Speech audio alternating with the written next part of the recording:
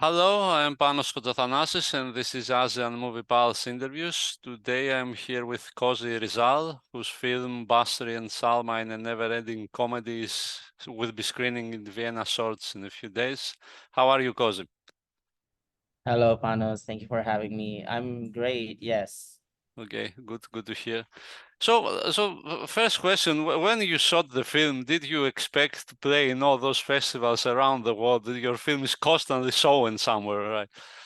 No, actually, no. So, the film is set in Makassar. So Makassar is located in the very center of Indonesia. Uh, it's like the belly button of Indonesia. So if you see like the island that looks like a K letter, that's the Mm-hmm. island here. Uh-huh. And yeah, I born and raised in here, and I've been making three short films so far, and like all of those films were shot in Makassar. And I mean, like all of those short films could be shot in Jakarta. Like Jakarta is like the Los Angeles of Indonesia. Like uh, that's where the film industry is going. But then I decided to shot the film here because one of my concern about like film industry and in Indonesia is that we always see in films that is set in Jakarta and in Jakarta, like the big cities. And while we have like lots of islands, lots of languages, and I was like, I think I'm gonna shot the film in my hometown because I rarely seen films that is having like people who share the same identity as me and also like the same language that as me. And I think it's really important to like to have uh uh the people who share the same identity as me in the film, you Mhm, know. mhm, mhm. So, Yeah, so the dialect, the language is different in your location than what we hear in Jakarta, let's say. I would say the dialect and also like lots of words are different. It's like a Indonesian and Malayo, like Malaysian language, you know. Mhm, Yeah, mhm, mhm. yeah. And how was your cooperation with John Badalu? I guess he's a guy who makes things happen. Yes. Oh, well, this is actually the second film that I work with John. So John actually is came from Makassar as well, and we have been making films since 2022. And then uh and then John, the way we collaborate together in most of our project is was John gave so many feedbacks to the script. And then because I didn't go to film school, and John has been working in the film industry like 2 decades now, and he has been working with lots of festivals and lots of like Berlinale and like talent, and he watched like thousands of films. So I think John gave me so many things in terms of like knowledge about film and short film. So John told me that, well, short film is it's another medium. It's really different with feature film. So he gave me lots of like reference, like short films to watch, and I started to like have get inspired with this all of the short films, mostly from the Southeast Asia region. And that's how I learned from filmmaking. And we were working on a script together like for 1 hour, 1 year and 6 months together.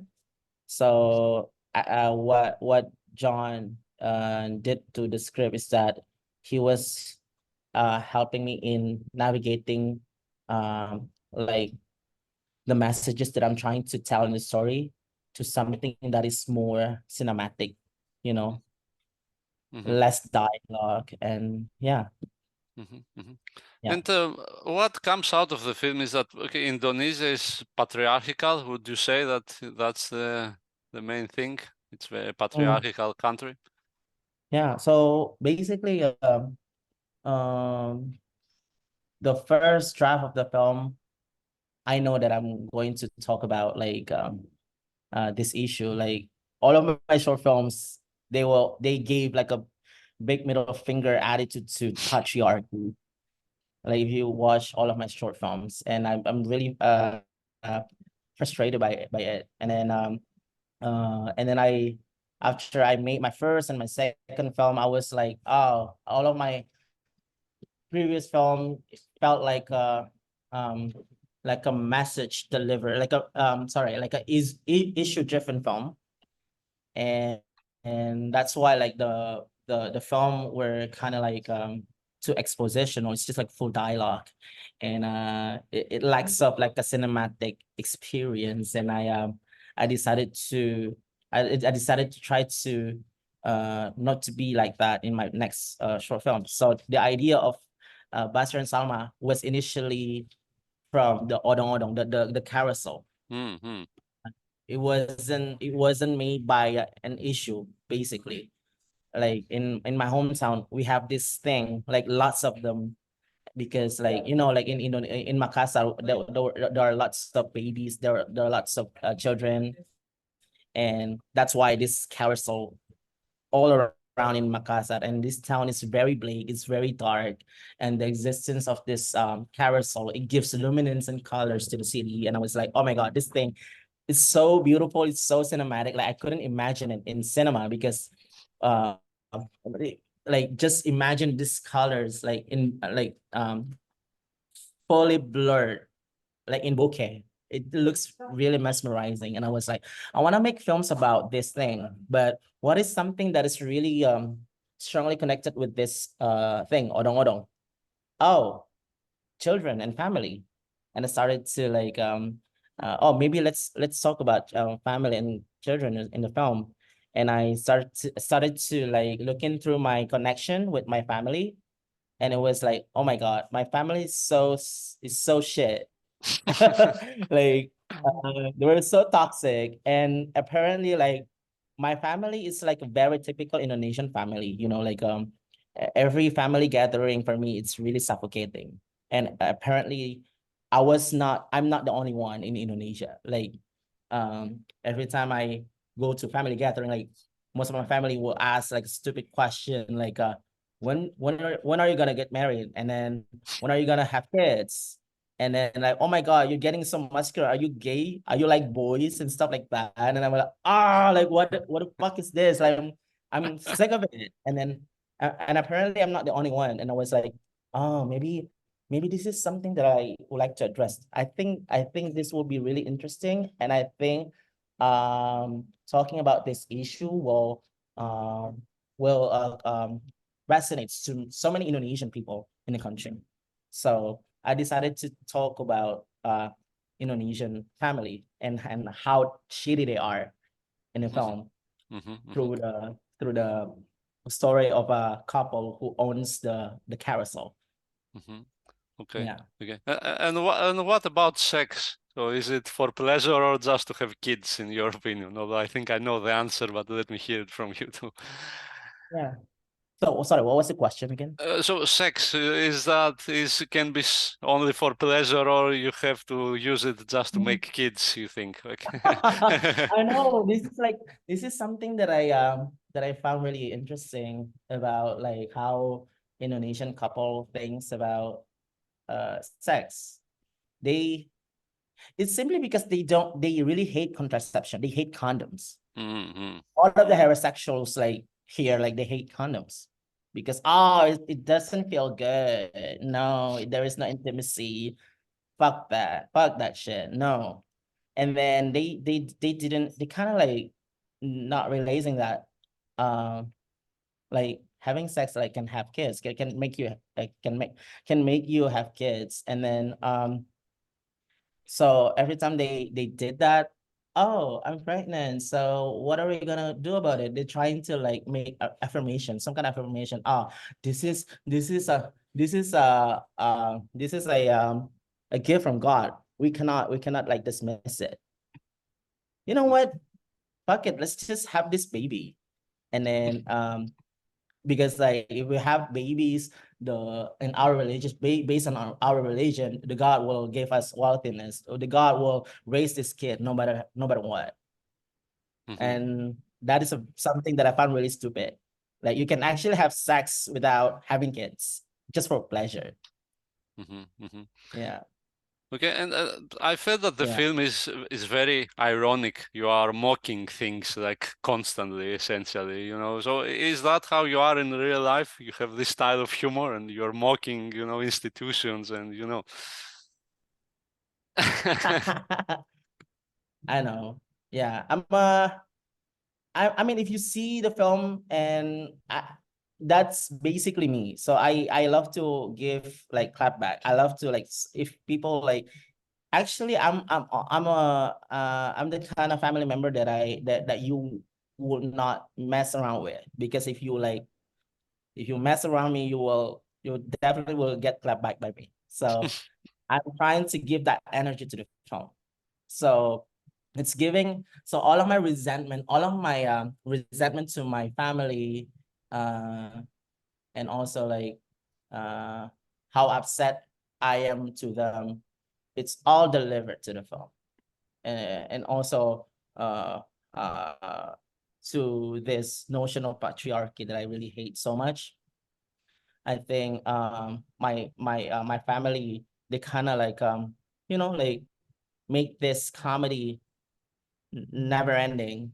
So that's why I call it never ending comedy, because it was passed by the past generations, and they don't really know how to make a really good pep talk. That's basically what they did. So like they don't know how to make a conversation. So that's the way to make their relationship with the relatives to get closer by asking that stupid question and giving like unsolicited advices.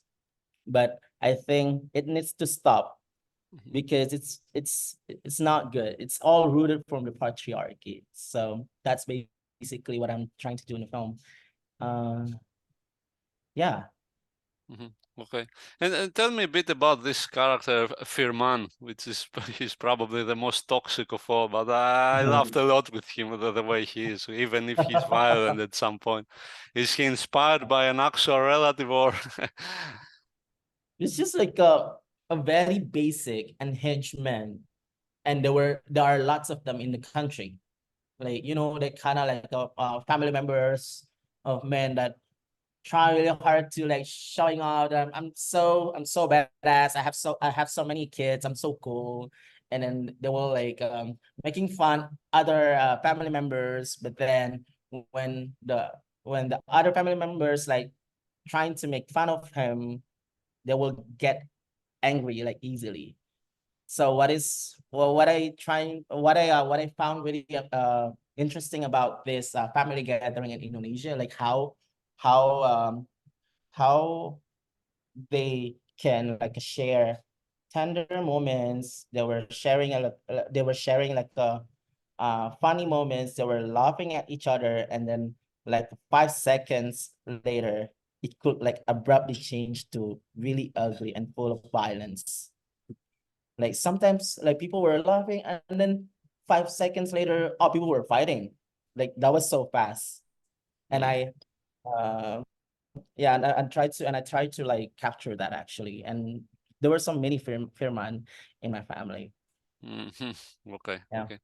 And can you Yeah. tell me a bit about the cinematography, what you want to do in the visuals of the film, because it's very bright and colorful and impressive in general.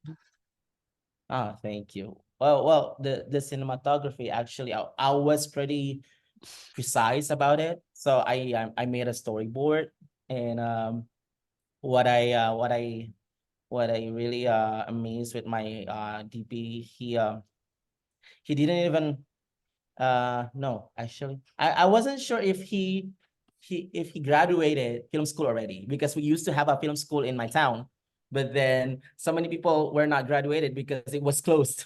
Okay. I think that, he was one of them. And then yeah, he is like self-made cinematographer. He learned so many things about lighting and also composition by working with cinematographers in a big city like Jakarta. And then we worked together, and then I think he absorbance is really strong. And well, about the cinematography, I just like I put the carousel as my guide for the color. And yeah, if you see the colors like frame by frame, I tried really hard to look at the guide, which is the carousel. And then when I see the carousel and also the sky in my hometown, it was so blue. And I was like, this is actually a perfect combination. I started, you know what? Uh let's just make this odong as our reference for the color palette. And and uh and then yeah, I think that's it. Okay, okay. And we didn't even so in our city, because it's a, I mean, we made lots of film. We made like feature films, and they were screened at the conventional big theaters, but we actually have pretty limited resources. So what we did in the film for the cinematography, we didn't even use like a big camera. We don't have it actually. We don't have like a ARRI cameras and red, and most of them well, most of the shots were shot and rigging were shot were yeah were shot with small cameras, and also the rigging were, like self-made. We did it by ourselves. And then when we screened it in AFI Fest, the American Film Institute Festival in LA, so many like a film school, and most of them like cinematographers, like, what ARRI camera did you use? No, we didn't use ARRI, we used Sony, like old ones. Even the lenses, like it was the very old lenses. It was like released like a decade ago, and they were shocked. And we even like won the best cinematography, and my DP was like, really, I won? Yes, you won. Yeah.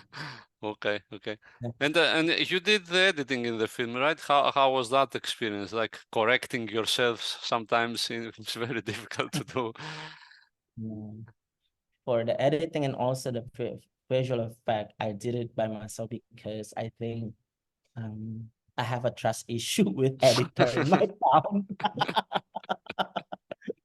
Yeah, because like, I've been working like several editors with my previous short films, and I ended up like being so controlling, like, oh no, I don't like that, can you like like trim it like several frames, because there are several frames that I didn't want. And they were like, no, you cannot do that. And I was like, no, yes you can. And I was like, you know what, I'm just gonna edit it by myself.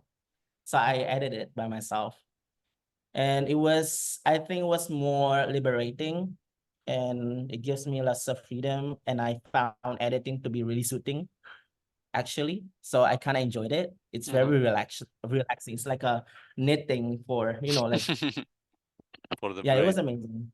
Yeah, and I learned those from, like from YouTube. I like the art the visual effect also I did by myself, because like it was so much fun. Like, did you know the scene in the musical Numbers? There was a shot of like the mothers like get duplicated, Yeah, yeah. and I did that by myself. Oh. And I learned to do that in YouTube, and I was like, oh my God, I finally did it. Oh, this is how it feels like to be editor, like visual effect artist. It was so much fun, and I really enjoyed it. So yeah, I'm becoming editor by Nice. learning. And yeah. Okay, good, good. And Yeah. can you tell me a bit about the casting? How did that work? The casting, most of the actors were played by non-professional actors, especially the family.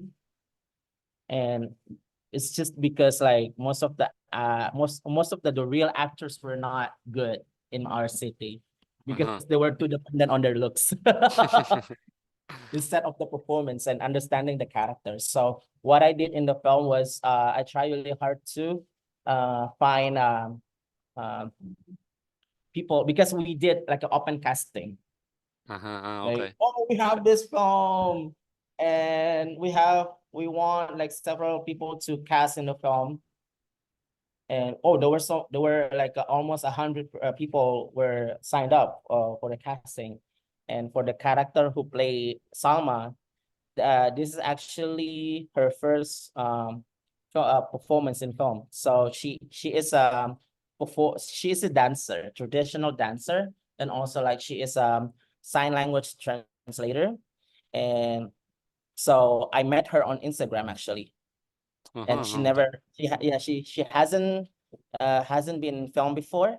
And then I follow her for some reason because we have so many mutuals, and I was like, you know what, I'm gonna follow you.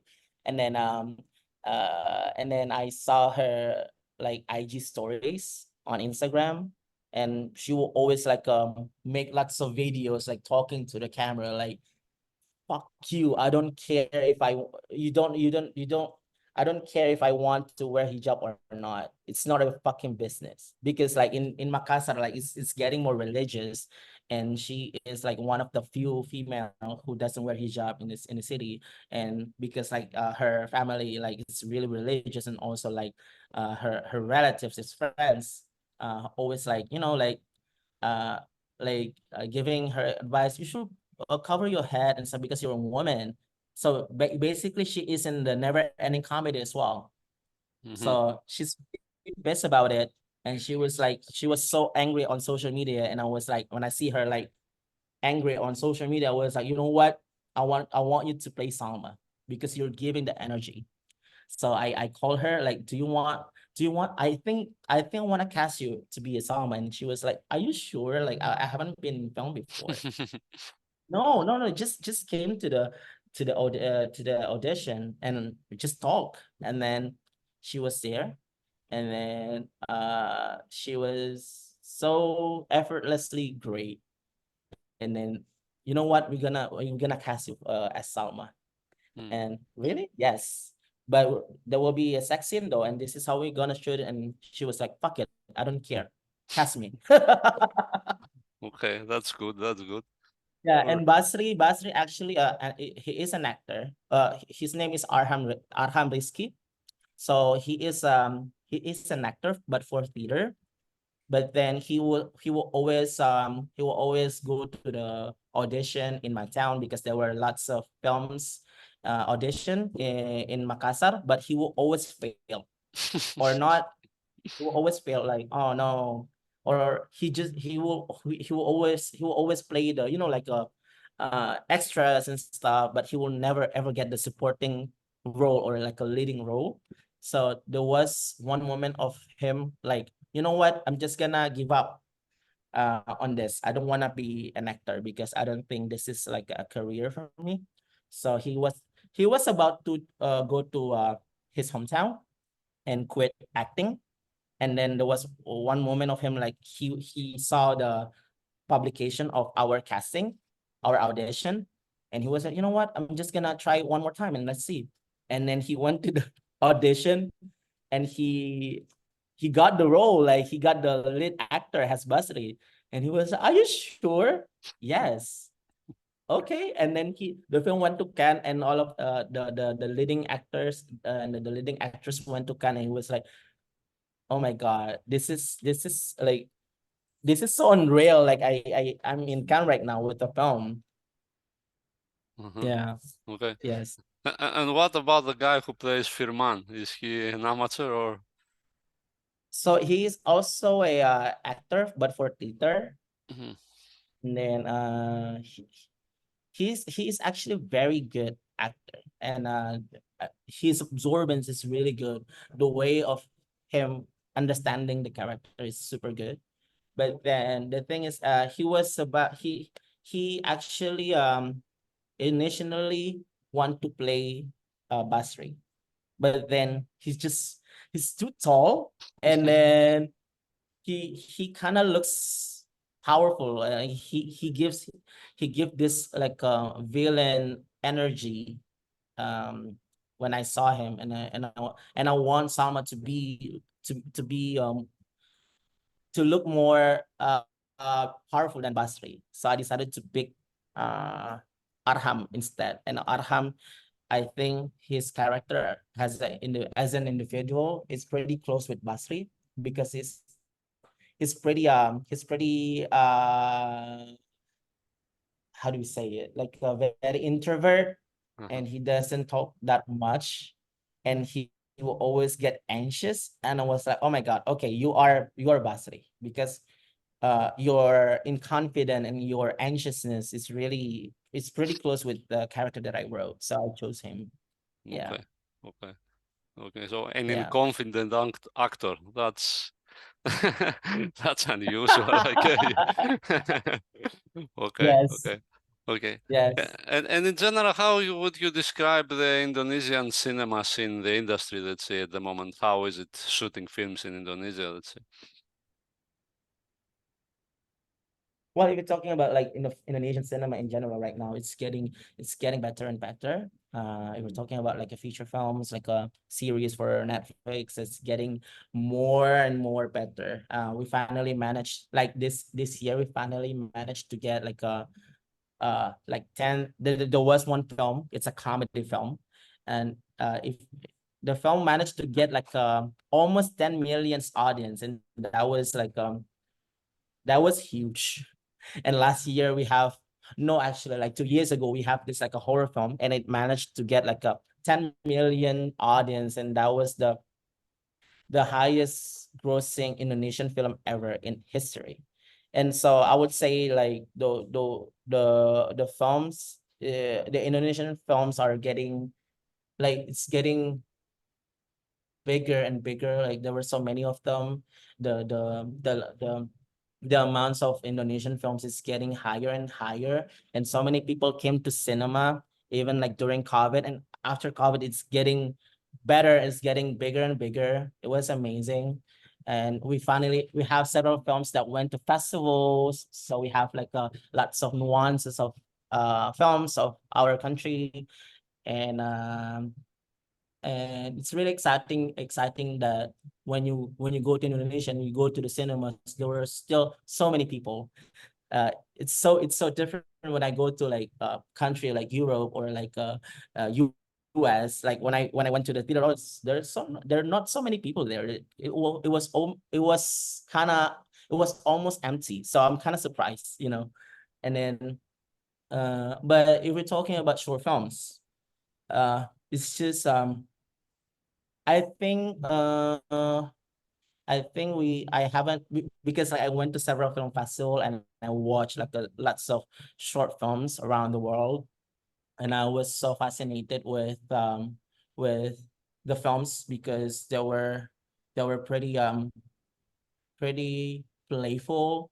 And so this past 2 years I was so amazed with the short films from Philippines, because um they were amazing in terms of like the form of the short films, because they were so playful. They mix like so many stuff in the film.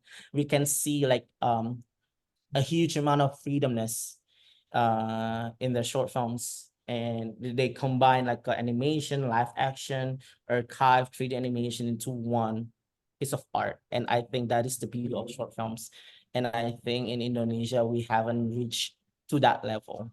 So because I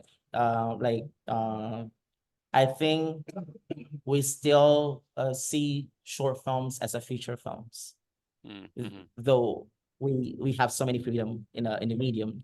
So I think for me, it's best to think that that short film is a way for us to seek a new language of cinema, to seek like a breakthrough in terms of like the storytelling. And also like it's really best to give like more opportunities to short films, because in Indonesia, like compared to other countries, we don't really have that much like a short film grant. But if there is like the amount of funds, it's really little. So it's really hard, and not to mention the regulation. You cannot talk about ABCD, and then uh it kind of like not allowing us to show the most authentic uh of us as a filmmaker. Mm-hmm. And like I was kind of envious to see like for example, like Philippines, they have like a short film grant, and the amount of money is really high, and there is no regulation. You can make anything you want. And that's exciting because that is what short film is supposed to be. That is what short film is about. That's what I believe. Mm-hmm. Mm-hmm. And like if you ask me, I will make short film like every year.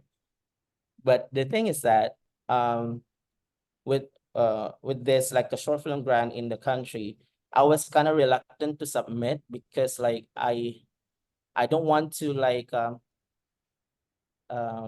to throw away all of the things that I would like to address in the film just to um adapting to the regulations.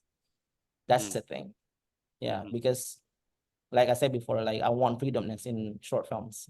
That's how the young talents, like the new talents of Indonesian filmmakers are discovered. That's what I believe. Mm-hmm. Mm-hmm. Okay. Okay. Yeah. So in the future projects, any plans for a feature, or are you gonna continue with shorts, or what are you up to? Actually, I been developing another two short films right now, and also a feature film.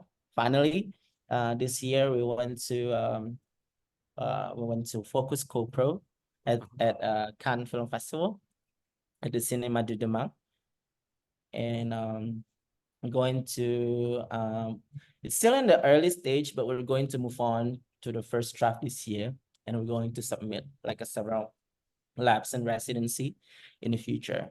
Yeah, but yeah, it's still a long way to go. Probably like a 3 or 5 years. Yeah, Mm-hmm. Mm-hmm. yeah. Okay. Well, I guess that's it. Thank you very much. Ah, thank you so much, Panos. Okay.